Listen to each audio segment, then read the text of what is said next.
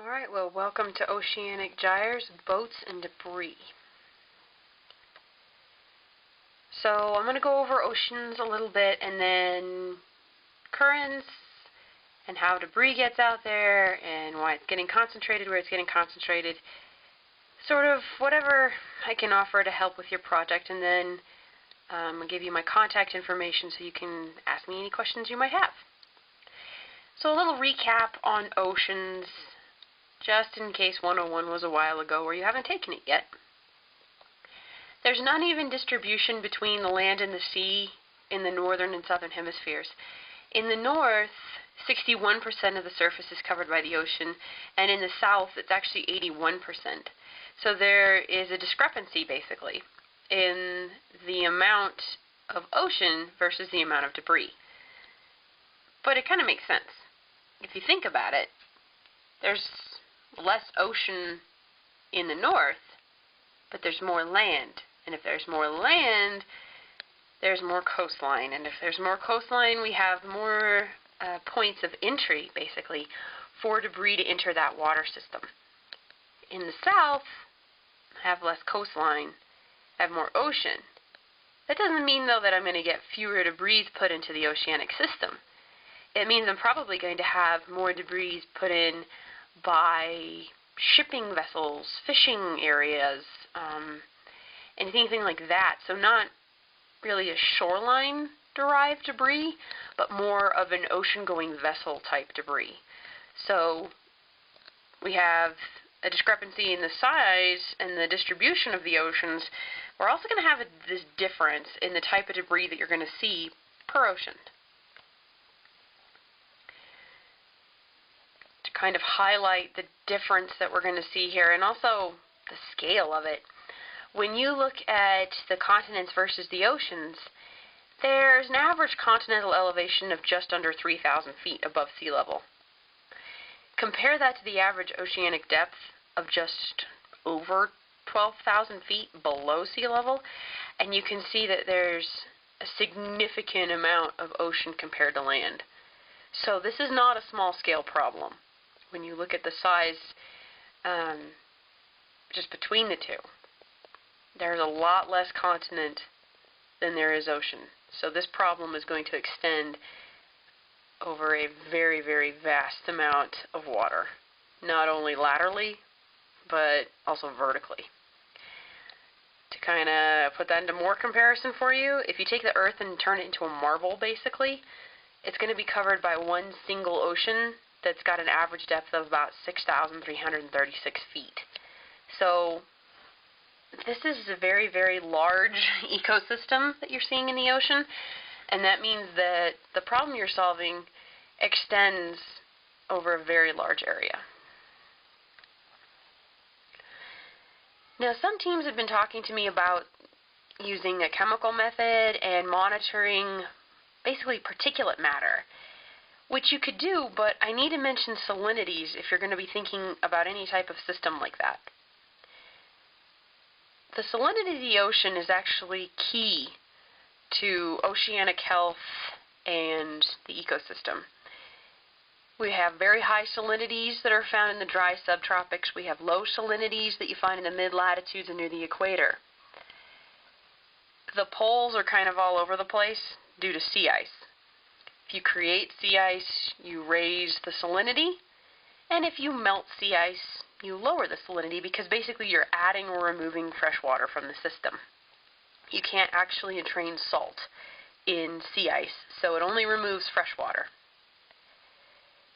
That means if you're just monitoring the particulate matter or the density of, let's say, concentrated materials in the water, you're going to see a spike as you get toward the poles anytime that there's sea ice forming. So you need to be really careful with this, because we want the sea ice there. This is a key part of the system. We really don't want to affect it. But at the same time, you do want to be able to monitor pollutants or chemicals entering the system. Just don't affect the salinity in the area. And so I give you the range there. Of the highest, salinities are going to exceed 4.2%, and the lowest can drop below 1%. So if you're going to design some type of system like that, you might want to keep that in mind and realize that there is a variability that we see in the salinities, and we just don't want to affect it because it will affect the ecosystem in a negative manner. So here are the oceanic currents. This is actually a basic map. It actually is a lot crazier looking than this when you look at a full map. The warm currents are in the red, the cool currents are in blue. And so you can see how water flows around the globe. The way this works is you have warm waters at the surface, and they are pushed along by wind and by the rotation of the earth. That's what gets the water mass moving, and then once it starts moving, the warm waters will move where they start to cool down. Cool masses sink, so it pulls that water mass toward the base of the oceanic floor, pulls it along the bottom, where it picks up essential nutrients and becomes enriched in these nutrients. And then as it approaches the equator, it actually starts to warm up and gets forced back to the surface, bringing these enriched waters up where they can be accessed by more animals. And this is a very, very important system. This not only provides a nutrients exchange, it actually balances out the temperatures of the globe. So this is the thermohaline circulation. And it moves garbage, unfortunately, as well. So what we're seeing is the garbage or debris, or even boats, are getting pulled along and kind of pulled off the coast by those cooler currents as they come up. And then they're pulled out into the open waters where they are traveling in the warmer currents, and then they kind of stagnate or get stuck when those warmer currents start to sink, or worse, some of those chemicals actually sink with that current, and we can now find them along the oceanic floor. This also affects animals because if you think about it, the animals know where those cold enriched currents are coming to the surface, like along here and along here. These are prime feeding grounds. So you have animals coming up and joining there. They're feeding on the nutrients that are coming out of those currents, and they try to follow them as far as possible. So when they get out in here, where you're starting to lose the nutrient load in the water, but you still have all the garbage, there's not much left, and that's when they start really ingesting debris, especially the chemical kind, which is most unfortunate. So it's kind of a pervasive problem. Not only is it getting pulled off the coast here, and you're kind of adding to the circulation here, you're also pulling chemicals in and putting them out in areas where it's not as nutrient rich and animals are looking for food, and it's almost like it's being offered to them. Now when you look at this, you can see that the currents are kind of circling certain points of the globe. These make the gyres. So this is a simplified map of those gyres: North Pacific, South Pacific, North Atlantic, South Atlantic, and Indian. What you can see is all of them are driven by the same mechanism. You have some cold current coming up to surface. It pulls along a coastline,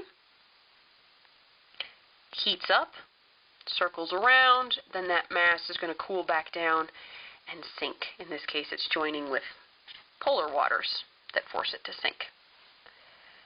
Okay? So you have these gyres that are going, and they're very large, complex systems. They're not like a whirlpool. They're much, much bigger. They're not sucking things down to the bottom. It's large, slow movements of very, very large masses of water. So here's another map of this, and it shows that they're actually a bit more complex than we kind of visualize. For example, here we have the North Atlantic gyre. So things are coming off along, they're circling down. They actually go through the Gulf of Mexico. They pick up all sorts of goodies in there. Come back out, come over here. This warm current, the North Atlantic current, can actually join the Norwegian current up here, and that's its own gyre, locked up here near the pole. Okay? So it all feeds together. So it doesn't matter where a pollutant or a debris enters the system. It can pretty much get it anywhere on the globe after that. Once it's in the water, it's going to freely travel. To kind of highlight this a bit more, here it's just the Pacific. Here's the South Pacific, North Pacific, and then the subpolar gyre. And these are all pulling material off coasts and kind of entraining them in these oceanic masses. So you can see here, things are pulling down. This is the California current, but it actually starts up near Washington. Pulls it down, comes along, goes over here. Okay, so it actually pulls through most of Southeast Asia, East Asia, Japan. Okay, we've got pieces that circle this way and pieces that circle back this way, south and north. So it comes up, comes in, comes around through here. We've got pieces in that break off and get locked up here in Alaska and circle out through their own way. So we have all these different water masses contributing to the problem of oceanic debris and pollutants in the water. Each of these gyres have a different type of pollutant in them. So this subpolar gyre, for example, is pretty famous for derelict boats, fishing remains, nets, etc. There's a pretty good fishing industry in the Bering Strait, right? So anytime a boat goes down or people just cut the net, it gets entrained in the subpolar gyre, which might donate it then to the North Pacific gyre, which has pieces getting pulled along here, like from Hawaii. And there we see a lot of scuba gear, tourist-based materials, flip-flops, lots of flip-flops, okay? And those are going to join the fishing boats. So this is more of a fishing-based thing. This is more actually tourist and coastal trash-based. And they're all meeting together, and then it circles out this way, and it might actually make its way down through here into the South Pacific gyre, which honestly sees more kind of fragmented remains of boats, some trash from the shoreline, mostly in that case packing material, and you'll see why in just a minute. But they each have their own type of trash. So if you're thinking about specializing, you really need to think about what each gyre is going to have. For example, if I'm going to design something to take out boats and remove them from the water, or the fishing nets even, that's not going to be as relevant down here in the South Pacific as it would be up in the subpolar. This is where the boats and the nets are. That's their source. It's not so much down here. That's more like styrofoam, building debris, okay, wood. That's kind of more what I see there. So you're going to want to think about what are you specializing in removing if you're going to go that route. How material gets from the shore into the oceanic mass is actually due to tidal currents, okay, or just plain tides. These are part of the oceanic system. They're very important. This is a vertical motion of the water near shore that's going to cause the water level to shift horizontally, and that creates a current. Either it pushes toward the shore or it pulls away from the shore. So when it pushes toward the shore, you have water level that rise, and this is a flood tide. When it pulls away, the water levels drop, and this is called an ebb tide. This is important because of what it does with the trash, and you can see that in this pretty cool little graphic from NOAA. What you want to keep your eye on is that really nice piece of floating seaweed. That's kind of modeling what debris would do. At high tide, the water comes up pretty far onto shore, and it kind of depends on where you are in the world for how high it's going to go.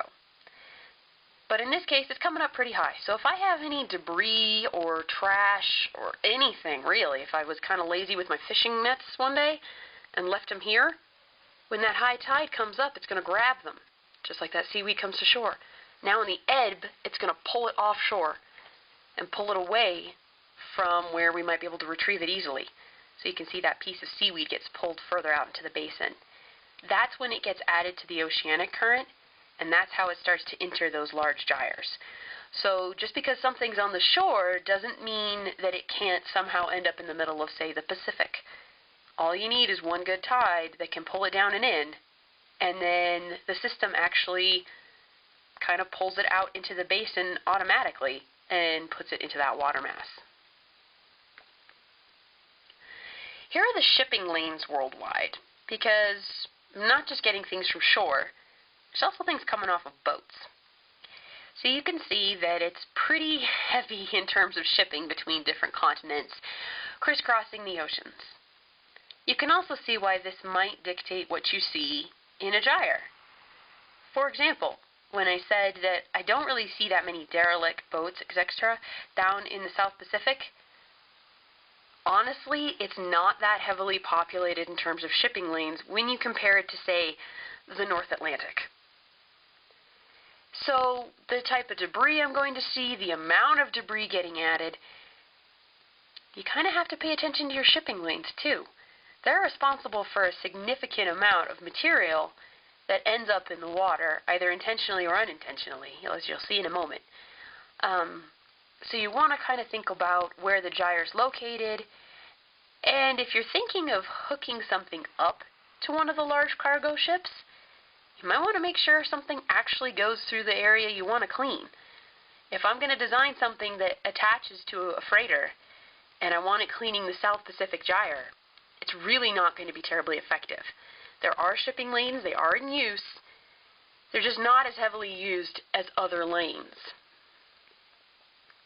So for something like the North Atlantic gyre, I could get away with that as a more effective method because I have a lot more boats in that area that are crisscrossing there a lot more frequently than they are other places of the world.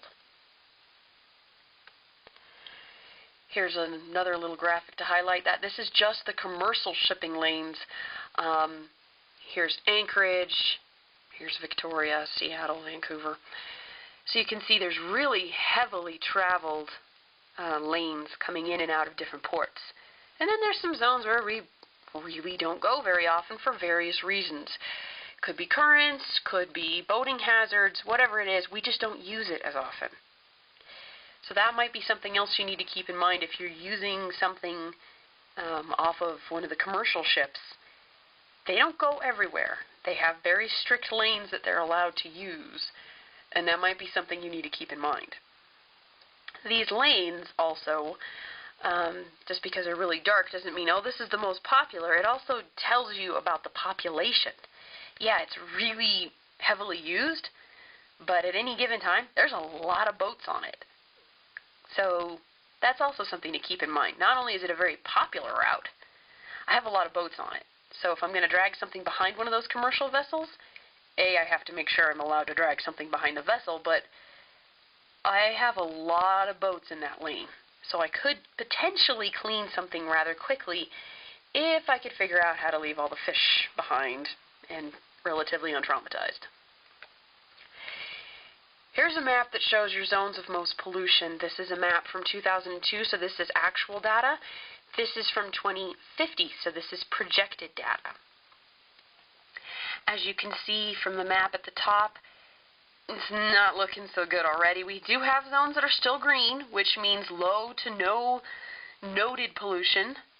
Okay, and this is measured on the beach and just offshore. And by just offshore, we mean waters that don't exceed 60 feet.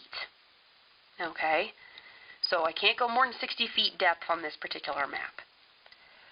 Unfortunately, most of the coastlines, as you can see, are red or yellow. There's even zones of brown. And over here too. Brown equals high to very high pollution input, either on the beach or within 60 feet of water. So we have some of that near some of the larger populations, and we have a fair amount of that medium to medium high pollution right on the shore coming off of it. Now by 2050 we project almost all shorelines will be brown, with very high amounts of pollution either on the shore or coming off it. Now there were some comments and questions before I made this, asking about, well, how do things get in there? I mean, not everything's intentional. People don't just go by and throw things in the ocean. No, it's not intentional. Sometimes it's accidents like this. This is a cargo vessel that didn't make the turn quite as well as they thought they were going to. This is not very deep water. In fact, the bottom of the ship is actually touching base. It's not good. It shouldn't do that. But as you can see, the cargo has already tipped off the ship. There used to be containers all through here stacked that high. So if you tip that back up and put all those back, you can see that they've lost a considerable amount of their cargo. And these either sink, or they break apart, or they float away. Kind of depends on what's in them. So we have what we call flotsam and jetsam. So flotsam is material that is basically non-intentional. We don't mean for it to get into the ocean. It floats off the shore, it floats away from a wreck, it accidentally falls overboard and we're not able to retrieve it. It is the wreck. Basically, it's material we didn't mean to get into the ocean. Then we have jetsam, which is material that is intentionally jettisoned. So if these guys had been intentionally knocking their cargo off the ship, that would be one thing. But they're not. So we do have this accidental input of material. We also have the non-accidental input of material, or the jettisoned material, which ends up anywhere in the oceanic column. You'll have people throwing trash overboard these large vessels right out in the middle of the ocean, so it goes straight into the gyre. So that's something else you need to consider. The point source of the trash is not just the shoreline. It can actually enter the system anywhere in the entire circuit. To highlight this, behind those people is, in fact, a very, very large pile of trash. That is material that was sifted out of the ocean after the Japan tsunami in 2014. That is all accidental. Obviously, no one wanted any of that to happen, and no one wanted any of that to end up in the water.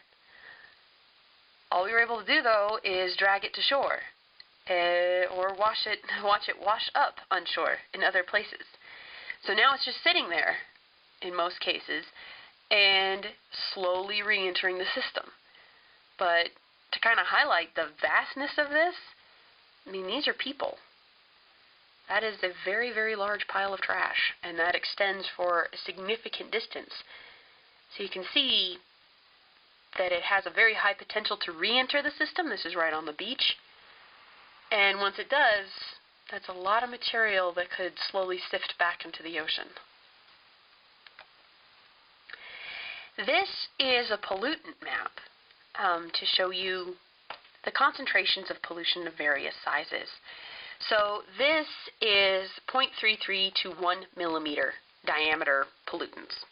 As you can see, exceedingly large concentrations. Okay, and those are the gyres, so they're right in it. This is 1 millimeter, just over 1 millimeter, to 4.75 millimeters. You can still see it's sitting in those gyres. Okay, let's go even bigger.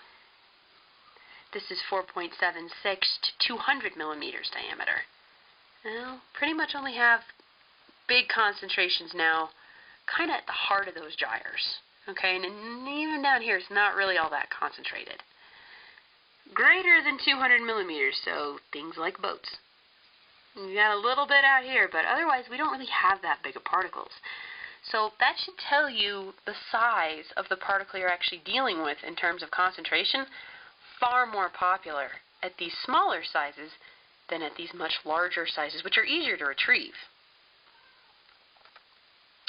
Here's a relative debris density per unit area. And you can see that we can see the gyres, part of them anyway, and some spots that aren't even gyres. Those are just heavily polluted shorelines. What it works out to, though, is you're looking at 3 or 4 particles of material per square meter in the really dense zones. So when you think about like trash islands or these huge systems of all this floating trash, what comes to mind is trash packed all together. Oops, my picture of trash disappeared. Anyway, what you see is all this trash packed together in your head, but that's not what happens. It's these particles that are fairly diffuse and they're fairly small. And by particle, we do mean anything from 0.33 all the way up to greater than 200 millimeters. So a particle is relatively undefined, but we do know that If you do the math, it's about 3 to 4 per square meter. It's not huge. There's just a lot of them. And if you think about the square meters of just, say, the gyre, then you start to see the problem of how much debris is actually out there.